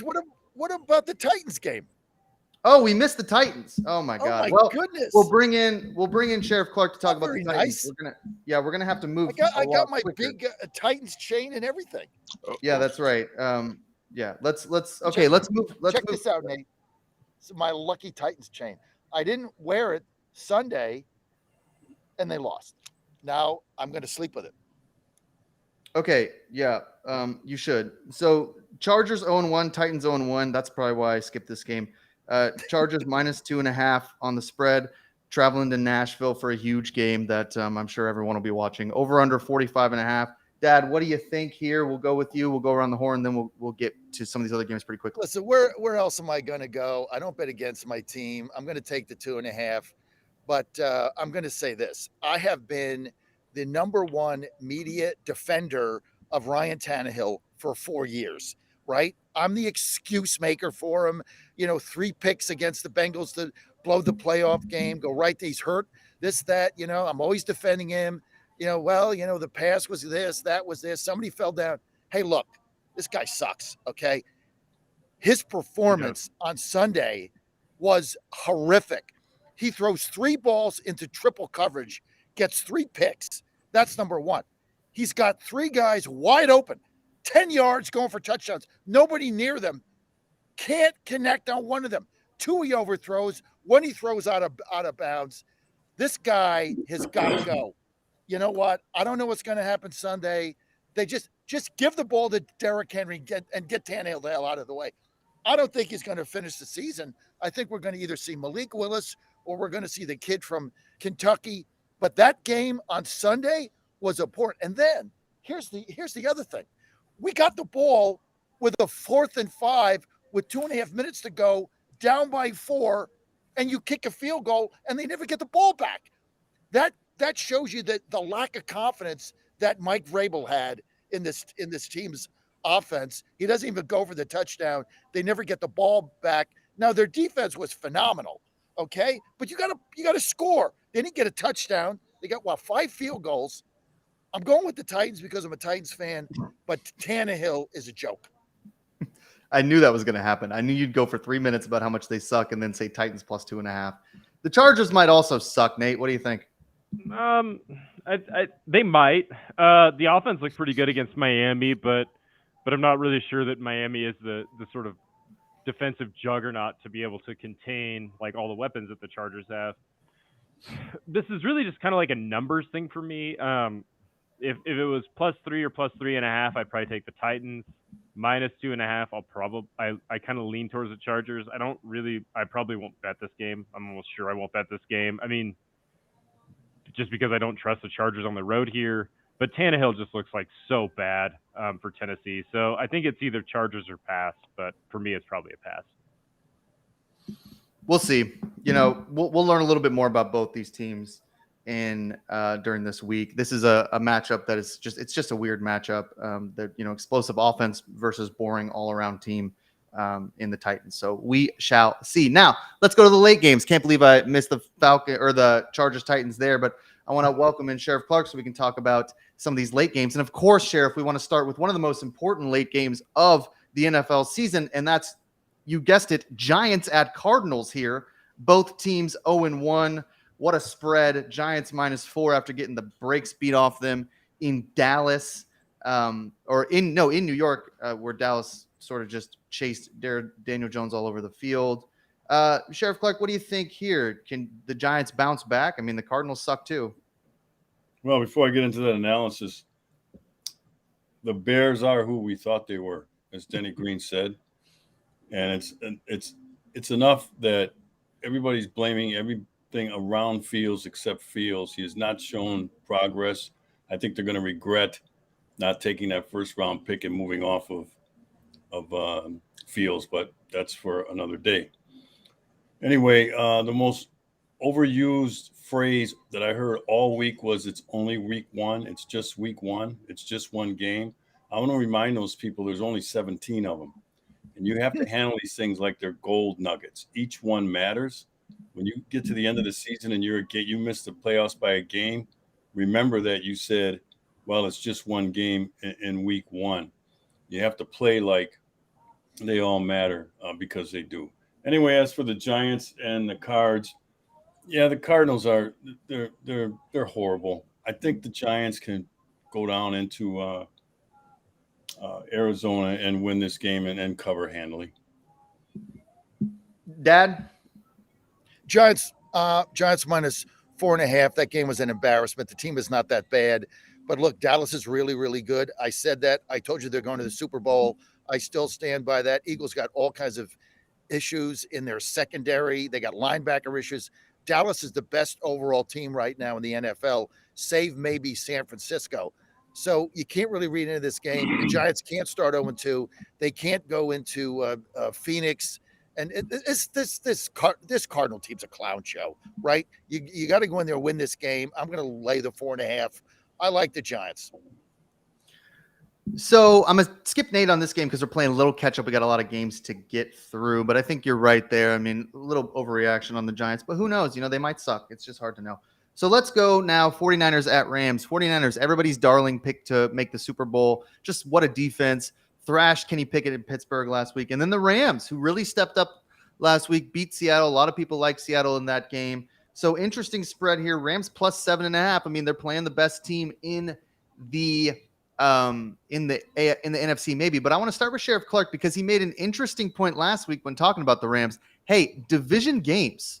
I mean, I know Giants, Cowboys didn't exactly play close, but a lot of these division games, especially in that division, they play real close. Underdogs often come out on top. So what do you think, Sheriff Clark? You like the Rams here or you want to stick with the Niners? I think the points spread is too much because, like you said, Jack, it's a division game. And also McVay has owned the 49ers since he became head coach of the Los Angeles Rams. I think this thing will be closer than this. So, yeah, 49ers should win, but I think I would go with the Rams and the points they're giving up. Yeah, 7.5. But, if the Rams had lost it, man, it could be like 10, which is crazy. What do you think, Nate? I think probably the Niners. I think the Niners probably win comfortably. I mean, both these teams, looked really good last week. But I think I'm just more optimistic about the 49ers. The Rams, were a little bit smoke and mirrors. I mean, they didn't move the ball that effectively, running it, and then Matt Stafford just came alive on third down and just destroyed Seattle. So 49ers sort of performance looked a little bit more repeatable to me. So I think I just lay the big points here, -7.5. Niners are a real good team, and I think LA Yeah, Rams guys, are, we can save time here to get on. This is an easy pick for me. Rams just are not a very good football team. I don't even care if Cooper Kupp plays or not. San Francisco's the real deal, right? This is the real deal. You got to bet teams that you think are the real deal. Yeah, they're going to get upset, play under once in a while, 17-week season. They're 1-0. They annihilated Pittsburgh in Pittsburgh. Now they're going to the Rams. They win this game easy. Niners -7.5. Easy win. Dad and Nate on the Niners spread there. Okay, well, let's move on then to JETS, Jets at the Dallas Cowboys. Man, the Cowboys look like maybe they're ready to take that final step. Mike McCarthy's offense, taking over the offense there, looked great. I think that's more the story than the defense. We knew, Sheriff Clark, we knew Dallas has had a good defense. So we'll start with you here. +9 for the Jets. Obviously, Aaron Rodgers gone for the season. We're going to be starting Zach Wilson over under 38.5. Can the Cowboys repeat another blowout, or did the Jets with that defense keep this game close? Well, tongue in cheek, I want to say, as for Dallas's performance last week, it's only week 1. I don't like this game at all. I think it could potentially be a trap game for the Cowboys, not because of overconfidence, but because the Jets come in like a wounded animal, and a wounded animal is a dangerous animal. They'll give it everything they have. Dallas has a tendency when they're at home to play down to their competition. So I wouldn't doubt that this is a close game. I wouldn't touch those 9 points. I don't know. You go back to last year, Dallas lost their starting quarterback in week 1, came home to play the Cincinnati Bengals, and everybody had that as a loss, and they won. They ended up winning 4 straight with a backup quarterback. So I'm not saying that's going to repeat itself here, but at the same time, I don't know. If Dallas doesn't get up early and really lay it on, lay the wood to them early, it's going to be a close game. The nightmare scenario for New York here is that the Jets upset 4 good teams and go 4-0 in a gauntlet schedule. And then everybody's like, oh, no, maybe Zach Wilson can really do this thing. Nate, what do you think here? This spread's huge. You like the under? They're not going to go 4-0 in gauntlet games. Zach Wilson is he's still just bad. He still just looks like a bad quarterback. The only reason they won that game last week is because Josh Allen just did that thing that we talked about earlier where he was just terrible. Dak Prescott's ceiling isn't quite as high as Josh Allen's, but I'm not sure that his floor is quite as low either. Dak Prescott's not quite as mercurial, I guess, as Josh Allen. So I'm sort of willing to buy in on the Cowboys still. I think that, I don't love this game, but at 9, I think I'd probably have to lean Cowboys. I mean, I just don't see a scenario where the Jets can put up enough points on this really, really good Cowboys defense with Zach Wilson. I think that he's going to be running for his life. The offensive line didn't look that good last week.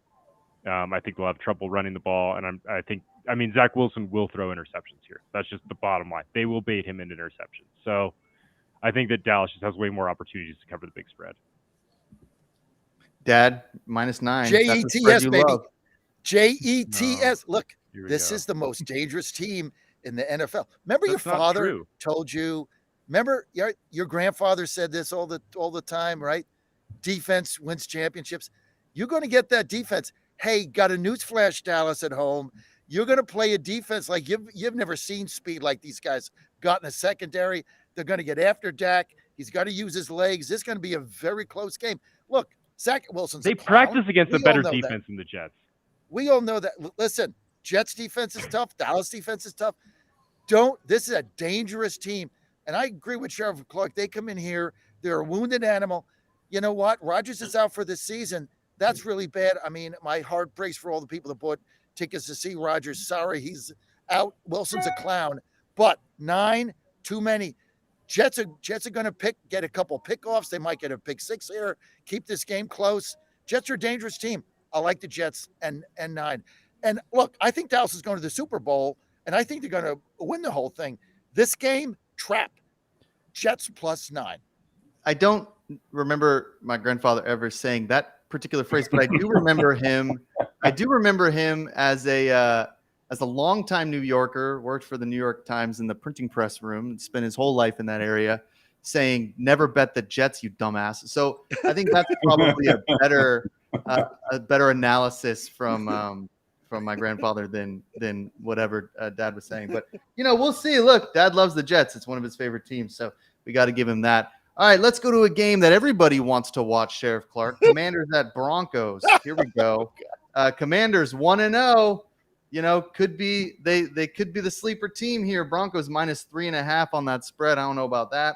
Over under 38.5. We'll start with you, Sheriff Clark. Any interest in that Broncos spread? I Broncos are playing at home. Gives them a little bit of an edge. I don't believe in the Commanders. I think the Broncos can win this game. I'd take the 3.5 that they're getting. Denver. Nate, over under 38.5. Interested in the total there, or you like the Broncos? I know you don't like the Broncos. I think I'm probably interested in the total. I think you probably nailed that. I mean, are either of these offenses good? I don't think so. I think under is probably the play for me. I mean, Sam Howell looked about as bad as we expected, and they were not playing a good team. Same goes for Russell Wilson. These offenses just don't look there. I think under until proven otherwise for both these teams. Under until proven otherwise. Good strategy. Dad, go ahead. Denver doesn't deserve to be 3.5 points over anybody. What is Sean Payton like? God's gift to freaking coaching? I mean, these people are ridiculous. This team's another Russell Wilson. Forget about this. Okay, Washington stinks, but I think they go to Denver. I'm getting 3.5. I'm going to take the dog here. And look, the Washington whatever's played a pretty good game last week. They got a decent defense. I'm not a believer in Denver. I don't think they're going to win many games this season. Either is Washington. So I'm going to take the 3.5 and see what happens. But I like the Commanders here. We're going to hit the Sunday night and the 2 Monday night games in a minute. Dad, we got a bunch of people watching us on Getter. So I want you to just remind everybody, if they are interested in Healthy Cell, how they can take advantage of our promo discount. I tell you what, Healthy Cell is probably one of the best things out there. I take 3 Healthy Cell products a day, and so does Mom. Number 1, I take the REM sleep every night. Number 2, I take their bio vitamin, because those vitamins that come in a bottle, 85% of that goes through your system. In the gel, it goes in there. So my age, I need the multivitamins, and then it got aches and pains. The joint and mobility is unbelievable.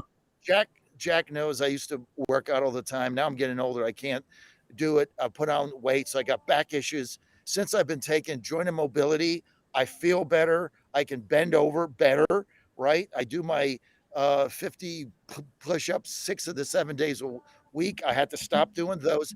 Go to healthycell.com. If you got aches and pains, do the joint and mobility. It takes about 2 weeks. It took me 2 weeks. It took Mom 2.5 weeks. Joint and mobility, healthycell.com. Promo code Godzilla, get 20% off. Absolutely guarantee you're going to feel better in 2 weeks. Get rid of those, aches and pains you got. Really makes a difference. Joint and mobility, healthycell.com. We got about 10 minutes here to get through 3 games. Sunday night game here, Dolphins at Patriots. Big game. Dolphins looked pretty good in that touchdown fest against the Chargers last week. Pats did not look as good, but, you never know with the Patriots. Mike McDaniel has owned Belichick as a coach. So Dolphins always play the Patriots pretty close. Patriots are +3, over under 46.5. I'm gonna start here with Nate. Mix it up a little bit. What do you think? Yeah, I've been thinking about this game a lot, and and I've been thinking a lot about what Belichick did last week against the Eagles. The Eagles looked pretty pedestrian on offense. He did the thing that he does, which is put weird defenses out there to give them strange looks. Because the offense for the Patriots just can't score a lot. Really, they have to win by just slowing teams down. I think that it's easy to look at the Dolphins and think, oh, this team's just a shootout team, and every game they play is going to be 36-34 like last week. But the Patriots are not the Chargers. My inclination then is like this total is pretty high for an NFL game, 46.5. I think under is probably the way that I lean, just because the Dolphins can score, but I don't know if the Patriots can, and Bill Belichick always does weird stuff with defenses. Yeah, maybe. I mean, the Dolphins seem to have figured out how to use Tyreek Hill in motion to get him a running start, and then he blows past everybody. Maybe Belichick gives him some interesting looks, but that'll be hard to say. I don't know if I love the idea of these two teams going low. What do you think, Sheriff Clark?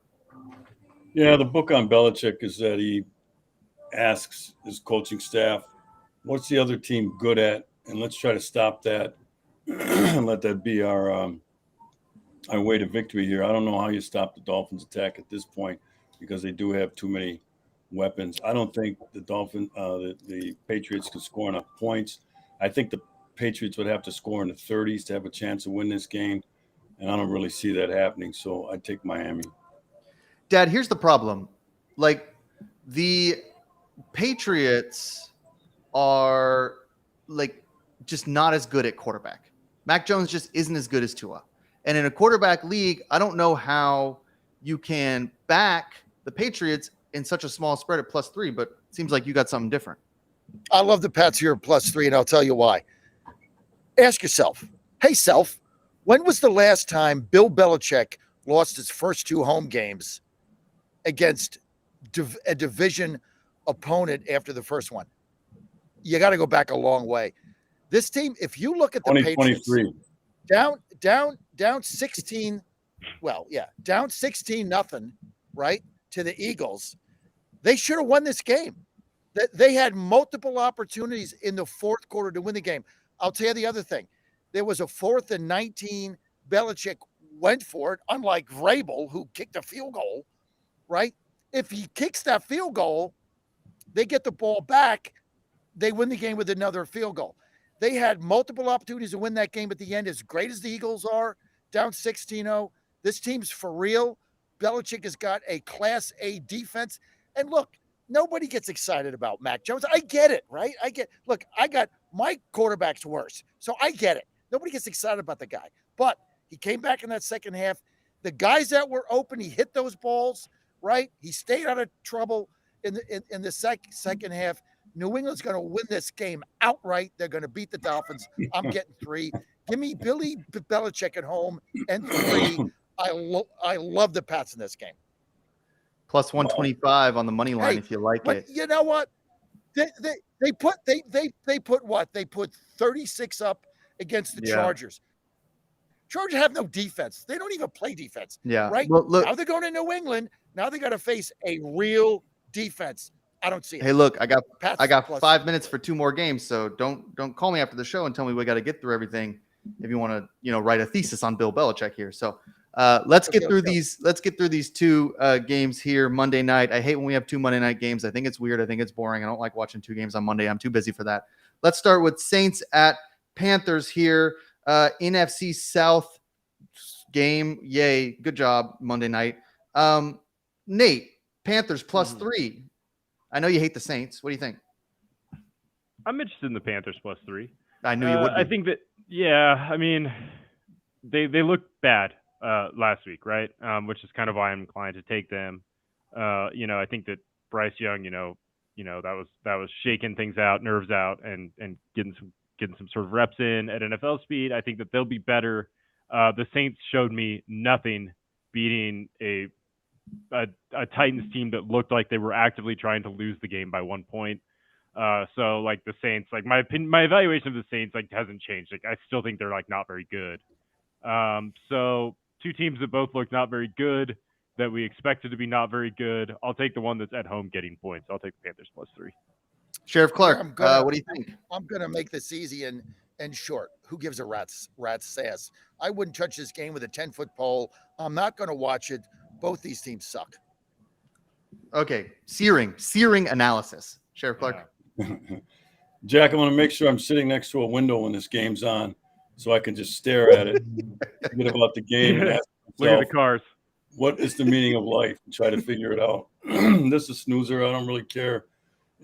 I take the Saints, but nobody cares about this game. If it were in New Orleans, maybe it would at least make it exciting, since that's a fun place to play a football game. But God, Saints Panthers in Carolina Monday night at like 5 p.m. Like, oh great, that'll be fun. Tell me you're not getting up for a trip to Charlotte. No, hey, actually, I've been to that stadium. It's a lot of fun. It's actually a great stadium. But no, I'm not. Michael Jordan can have that one. Okay, Browns at Steelers. I wrote that down wrong. I knew I was going to say that. Browns at Steelers. Big in AFC North game here. Browns 1-0 after the big Bengals win. Steelers 0-1 after losing to a really good 49ers team. This game's a little bit more interesting. Steelers +2.5. Let's start with our resident Pittsburgh citizen here. What do you think, Dad? I'm loving Pittsburgh. I love living there.